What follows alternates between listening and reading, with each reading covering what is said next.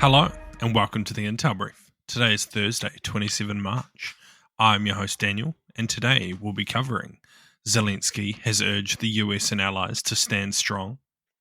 Just Stop Oil has ended the disruptive climate protests, and reports about top US officials' personal data being available online. So, firstly, Ukrainian President Volodymyr Zelenskyy has emphasized the need for Ukrainian partners, particularly the US, to demonstrate the same levels of resilience against Russia that they do. Speaking after a meeting with French President Emmanuel Macron, he expressed hope that the US would continue to show strength in negotiations with Moscow. While he acknowledged American bipartisan support for Ukraine, he criticized the influence of Russian narratives in the US, citing statements by Special Advisor Steve Witkoff, which he claimed echoed Kremlin propaganda and weakened pressure on Russia. Zelenskyy reaffirmed Ukraine's commitment to achieving peace, but stated that Russian demands are uncooperative, demanding preconditions before any negotiations. Regarding Ukraine's future, Zelenskyy reiterated that NATO membership is Kiev's best security guarantee and argued that the alliance would also benefit from Ukraine's wartime experience.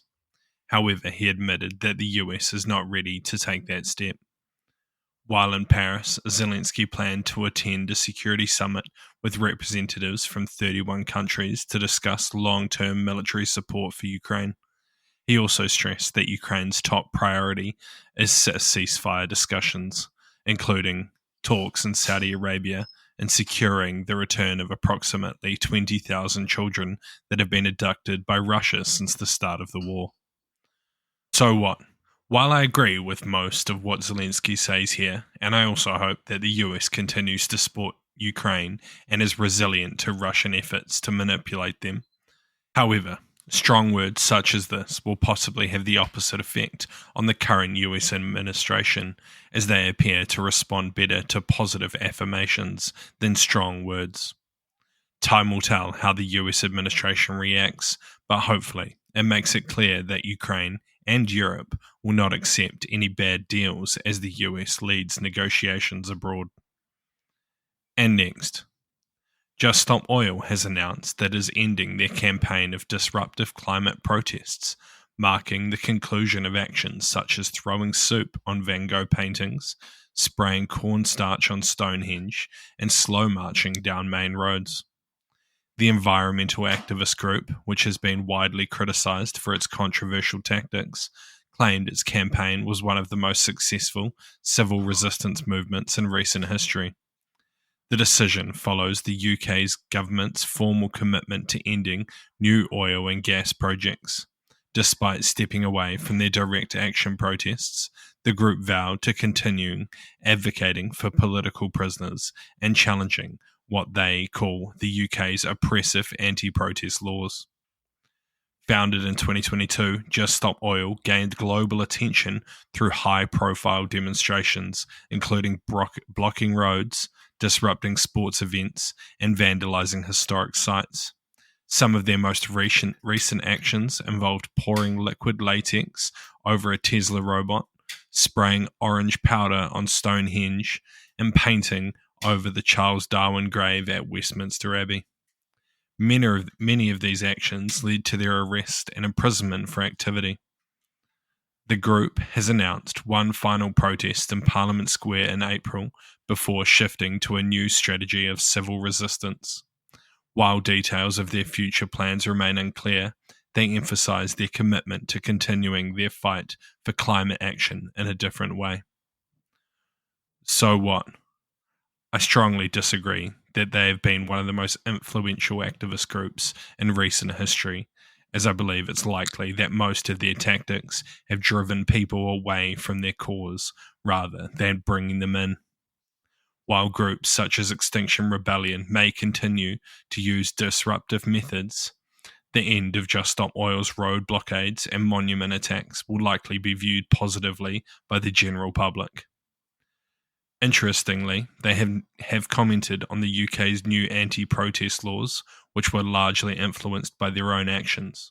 So I wonder how they feel about that.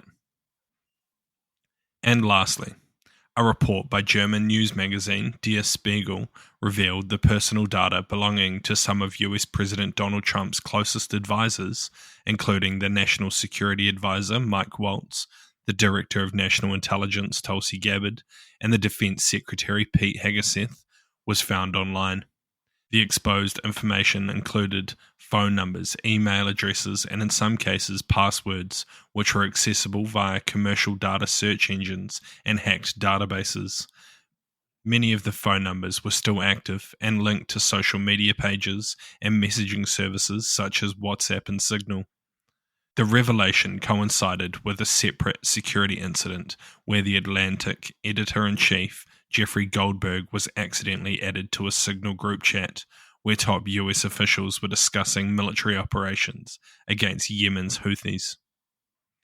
The availability of such sensitive data raises serious questions, with Der Spiegel warning that foreign intelligence services could have also potentially exploited the leaked information to install spyware and infiltrate classified discussions.